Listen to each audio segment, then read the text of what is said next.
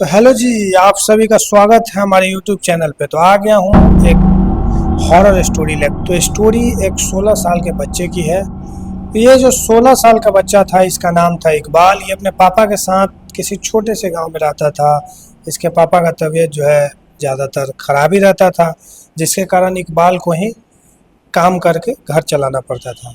एक दिन इकबाल के पापा का तबीयत इतना ज़्यादा ख़राब हो जाता है कि सोचने वाला बात हो जाता है।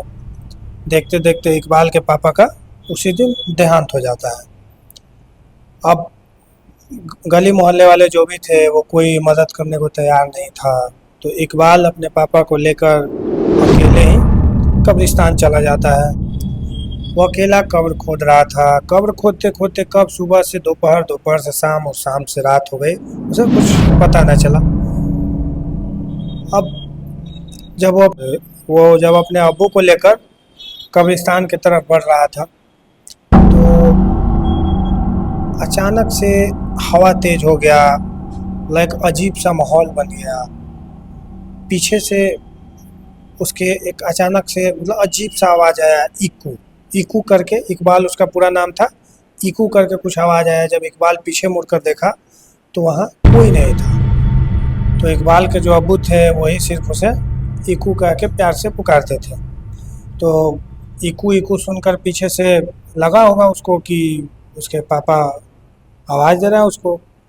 अब इकबाल अबू अबू ज़ोर ज़ोर से चिल्लाने लगा। पीछे से कोई आवाज़ नहीं आ रहा था। शांत रात का माहौल था, बिल्कुल शांत हो गया था। इकबाल एकदम से बहुत ज़्यादा डर गया। इकबाल 16 साल का बच्चा डर ही जाता है। तो इकबाल डर गया। अब वो डर कर तेज़ी से अपने पापा को लेकर के, अपने अब्बू को लेकर के कब्रिस्तान के गेट की तरफ जाने लगा। अब जैसे वो गेट की तरफ बढ़ रहा था, अचानक से उसके सामने से गेट बंद हो गया। अब इकबाल बहुत ज़्यादा डर जाता है ये सब चीज़ों को देख करके। 16 साल का बच्चा इतना, ये सब कुछ उसके आंखों के सामने हो रहा है तो डर तो जाएगा ही। अब कब्रिस्तान का गेट था और दीवार था, वो इतना ऊंचा था कि इकबाल उसे कैसे भी पार नहीं कर पाता। एक दूसरा रास्ता भी था जो कब्रिस्तान के पीछे वाला गेट था। तो अब पीछे वाले गेट के लिए इकबाल को पूरा कब्रिस्तान बीच से पार करके जाना पड़ता। अब कोई रास्ता था नहीं, इतना ऊंचा दीवार, गेट बंद हो गया तो उसके पास कोई रास्ता नहीं है। उसका दिमाग कुछ काम नहीं कर रहा था। वो जैसे तैसे हिम्मत जुटाता है और सोचता है कि चलो मैं दूसरे गेट से जाऊंगा। वो दूसरे गेट की तरफ हिम्मत करके बढ़ता है।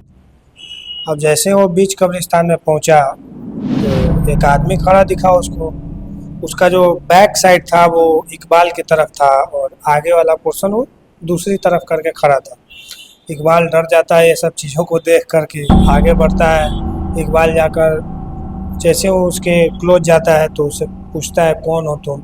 उधर से जवाब नहीं आता है। बार बार इकबाल अपने क्वेश्चन को रिपीट किया जा रहा है, लेकिन वो कुछ बोल ही नहीं रहा है। और अचानक से हुआ कि उस आदमी का बॉडी उल्टे पोजीशन में था, लेकिन उसका जो सर था, सर अचानक से इकबाल के डायरेक्शन में घूम गया। इकबाल बिल्कुल ये सब चीज़ों को देख कर डर जाता है। और वो जो बंदा था उसका आँख एकदम लाल और इकबाल को बहुत ही ज़्यादा गुस्से से, बहुत ज़्यादा जैसे कुछ इकबाल ने उसका चुरा लिया हो, उस तरीके से एकदम उसको देखे जा रहा था। ये सब चीज़ों को देखकर तो इकबाल बिल्कुल से मतलब एकदम डर गया था।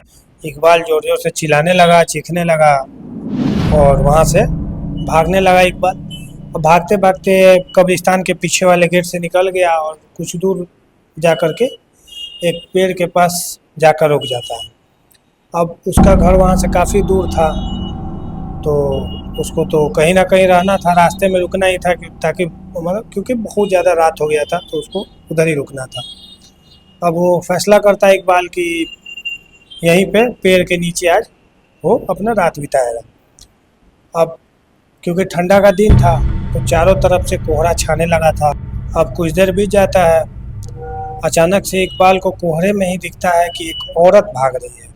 उस औरत के पीछे पीछे एक छोटा सा बच्चा भाग रहा है और उस बच्चे के पीछे पीछे एक औरत, दूसरी औरत भाग रही है। अब औरत भागते भागते अचानक से रुक जाती है और इकबाल की तरफ बढ़ने लगती है।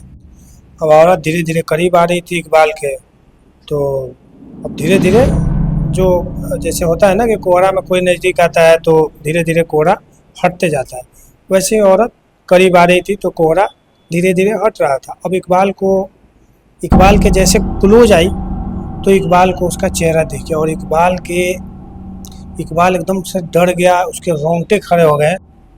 उस औरत को देखकर ऐसा लग रहा था ना कि वो कई सालों से उसी कब्रिस्तान में दफन थे, हाथ वाथ पे माटी वाटी लगा हुआ था, शकल सूरत सब वह अजीब सा हो गया था, जिसको देखने के बाद नॉर्मल हम लोग भी डर जाए।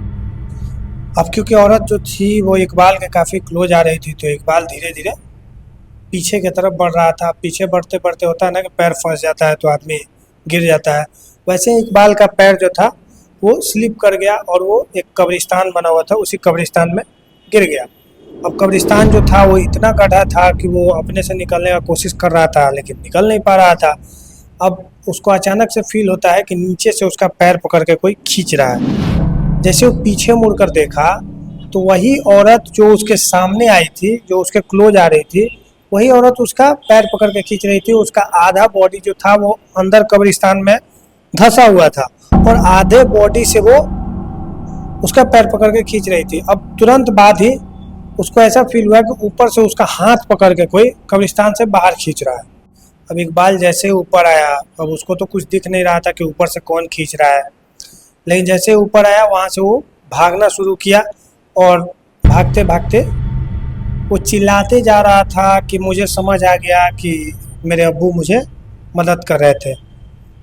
इसीलिए कहते हैं ना कि जो आपसे प्यार करते हैं ना वो आपको किसी परिस्थिति में आपकी मदद ज़रूर करते हैं। कमेंट सेक्शन में ज़रूर अपना राय देना कि जो इकबाल को ऊपर की तरफ खींच रहा था आपके हिसाब से क्या हो सकता है।